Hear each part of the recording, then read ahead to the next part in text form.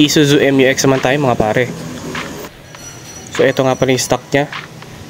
Naka LED bulb lang siya ngayon. Tapos ito yung output. So maganda siya dito sa gilid, pero dun sa harapan medyo mahina at saka glary. So papalitan natin siya ng Q8 by LED projector, tapos 3000 Kelvin.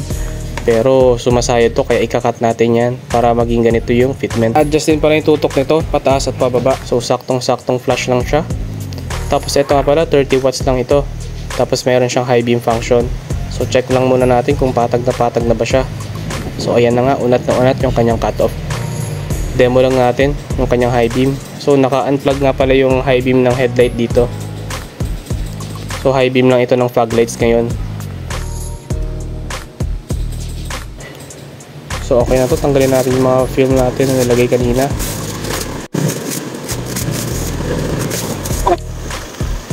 Kuya, fog light lang muna ulit natin siya.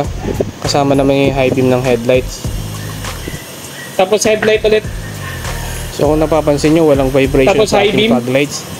Kasi maganda yung pagkaka-install natin dito. Saka syempre, sentro yung pagkakapwesto ng fog lights niya. Plug and play nga pala yung high beam ito. Hindi tayo nag-tap or nag-splice dun sa wire ng high beam niya. So may konting modification dito, pero ganito yung itsura niya. Parang stock pa rin. So Garage 58 nga pala to guys. Thank you.